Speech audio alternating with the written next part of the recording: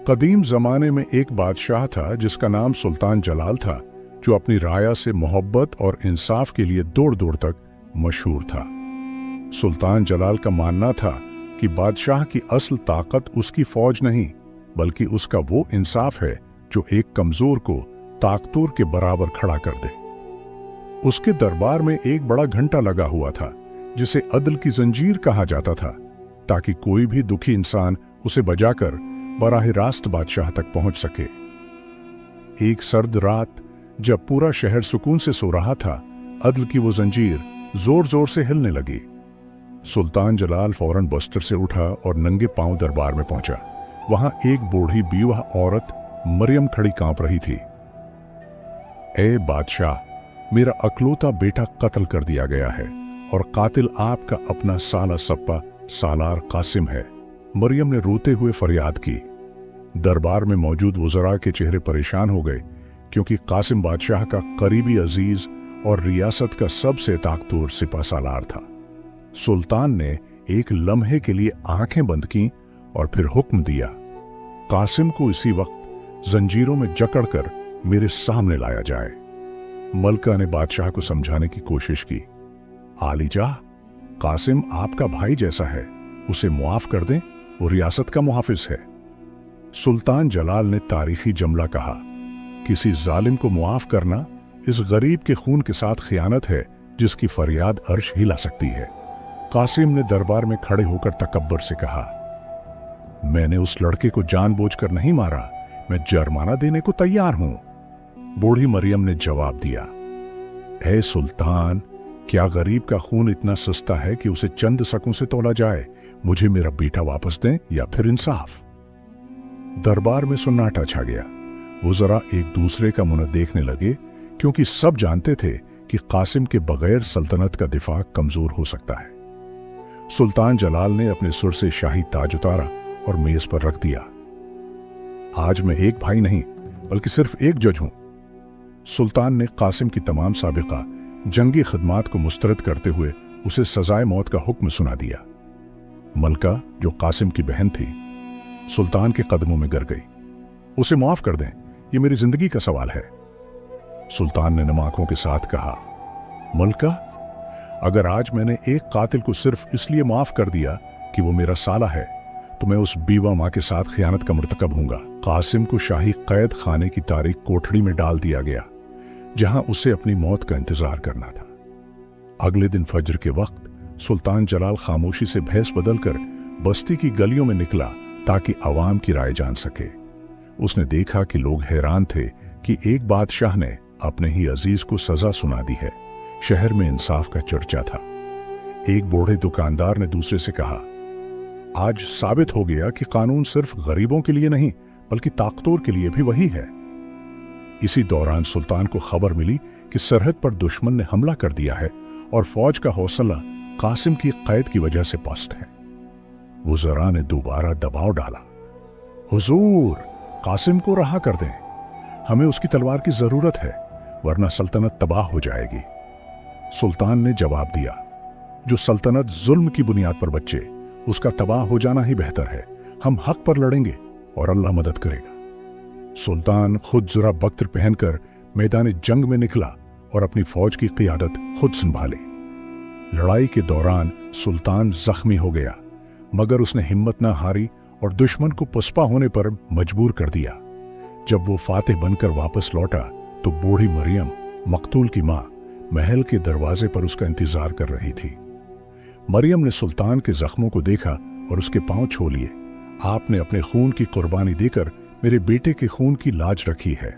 मरियम ने दरबार में ऐलान किया, आए सुल्तान, मैंने आपका अदल देख लिया। अब मैं कासिम को अल्लाह के लिए माफ करती हूं ताकि आपकी बहन का सहाक बच जाए। सुल्तान ने हैरत से पूछा, मरियम, तुमने तो इंसाफ मांगा था, फिर ये तब्दीली कैसे?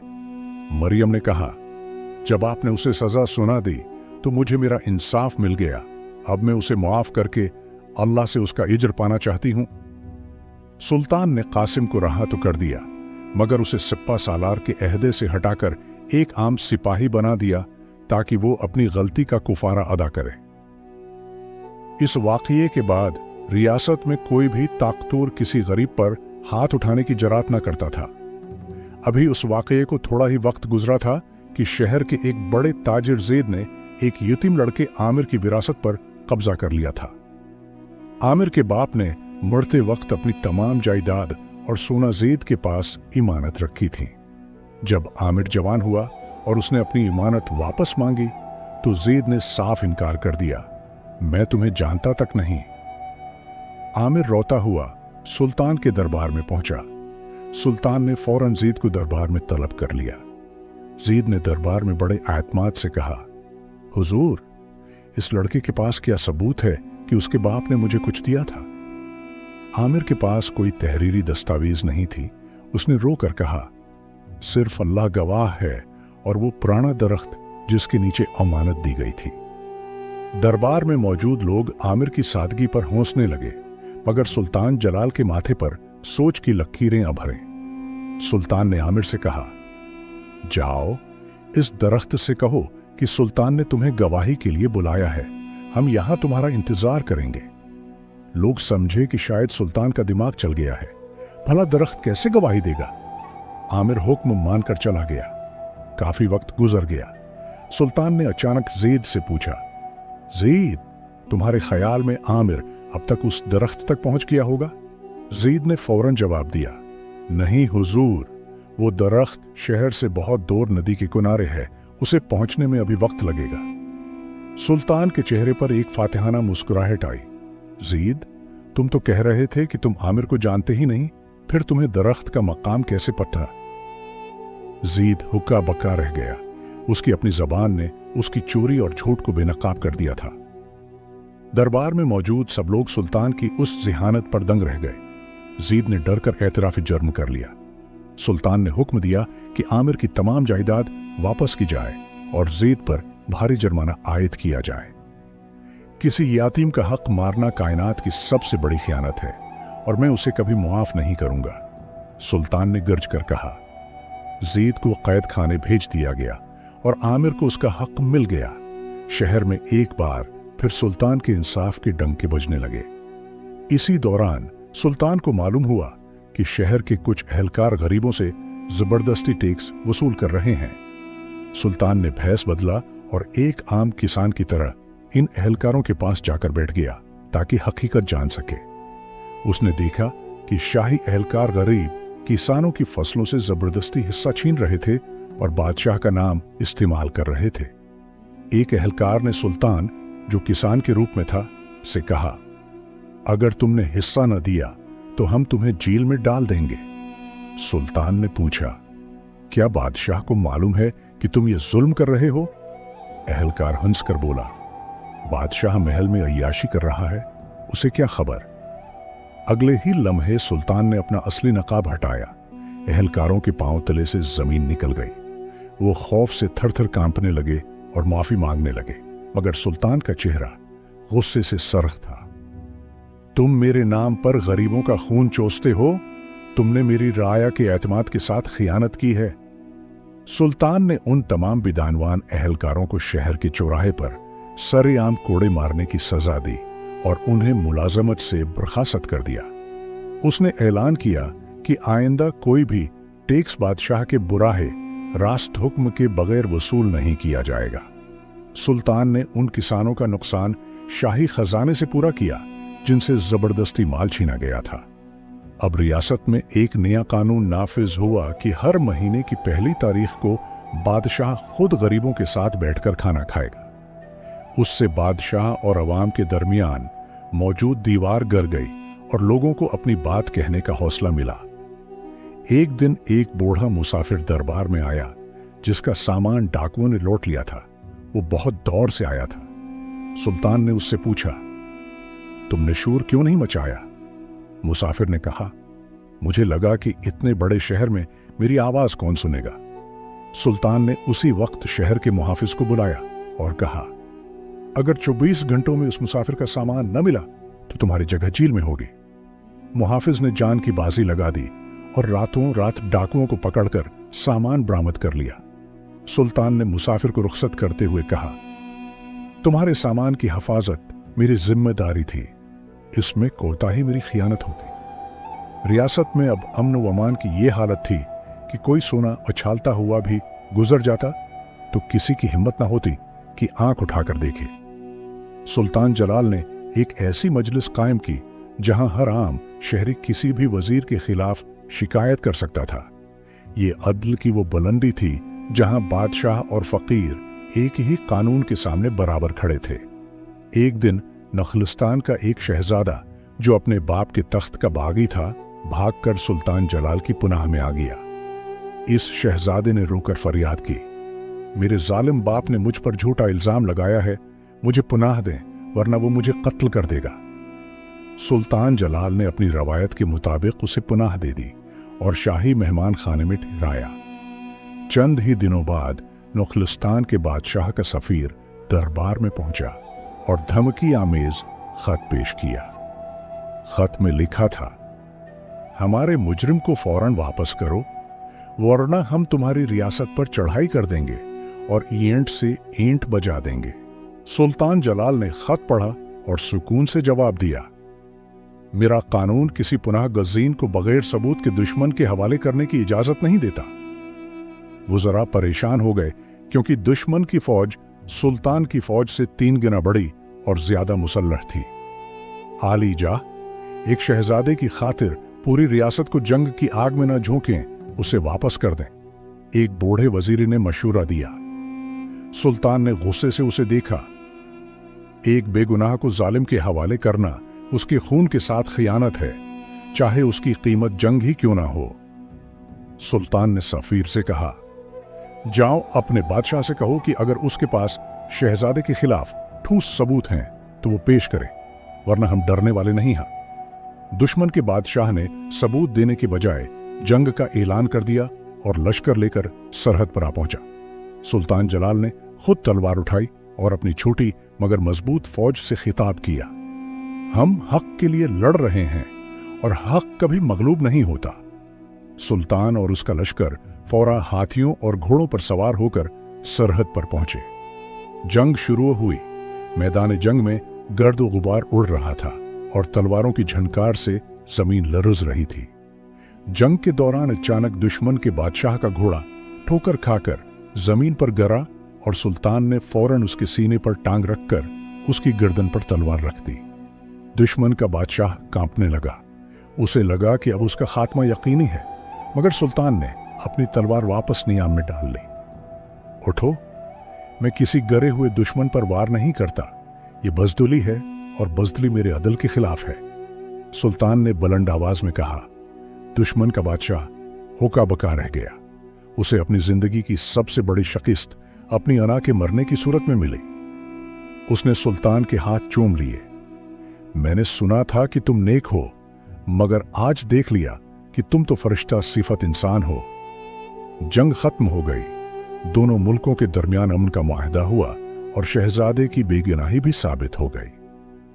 सुल्तान जब फातेह बनकर वापस लौटा तो उसने देखा कि शहर के लोग उसे फूलों से खुश आमदीद कह रहे हैं, मगर सुल्तान का दिल उदास था। उसने इन तमाम सिपाहियों के घरों का दौरा किया जो जंग में शहीद हुए थे। उसने हुक्म जारी किया, शहदा के बच्चों की तालीम और परवरिश अब शाही खजाने की जिम्मेदारी होगी, ये उनका हक है। उसने अपने महल के खजाने का एक हिस्सा इन बीवा खवातीन के लिए वक्फ कर दिया जिनके शोहर जंग में काम आए थे। एक दिन दरबार में एक गरीब किसान आया जिसकी जमीन पर शाही हाथियों ने हमला करके फसल इजाड़ दी थी। सिपाहियों ने उसे रोकना चाहा, मगर सुल्तान ने उसे अपने पास बुलाया और उसकी पूरी बात सुनी। हुजूर, आपकी फौज तो जीत गई, मगर मेरी जिंदगी हार गई। मेरी साल भर की मेहनत खाक में मिल गई। किसान रो दिया।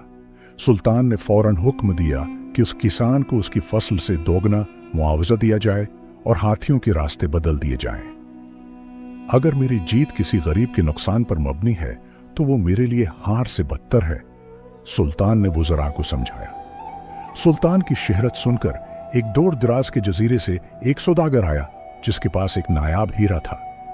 सौदागर ने वो हीरा सुल्तान को पेश किया।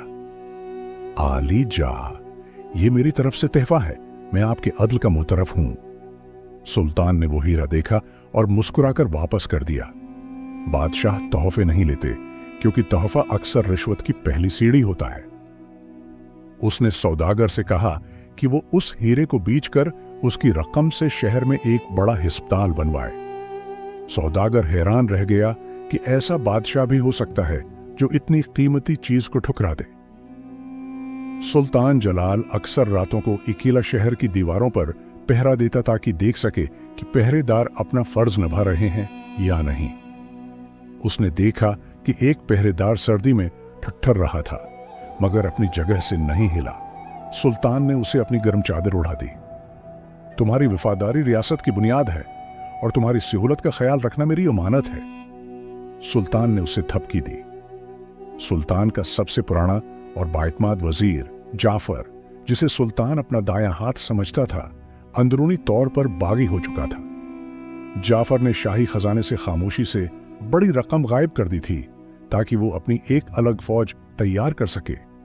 जब हिसाब किताब में कमी आई तो सुल्तान ने खुद दफ्तरों की तलाशी ली और उसे जाफर के दस्तखत शुदा जाली कागजात मिल गए। सुल्तान का दिल टूट गया।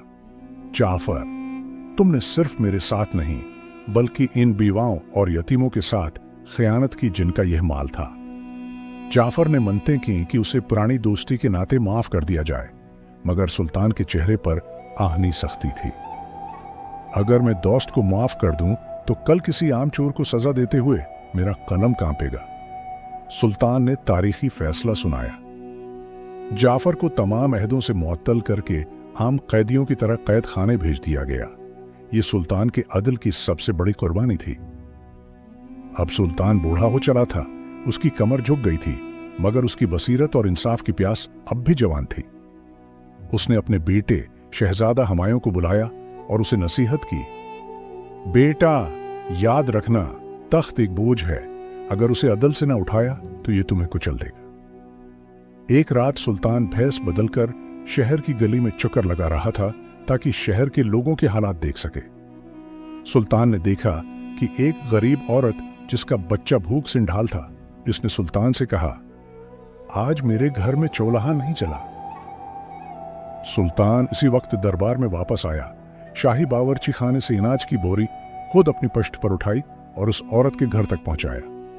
हुमायूं ने कहा, अबा जान, ये काम तो खादिम भी कर सकते थे। सुल्तान ने जवाब दिया, क़यामत के दिन खादमों से नहीं, मुझसे सवाल होगा। सुल्तान जलाल की सेहत अब तेजी से गिरने लगी थी, मगर उसने आखिरी वक्त तक दरबार लगाना न छोड़ा।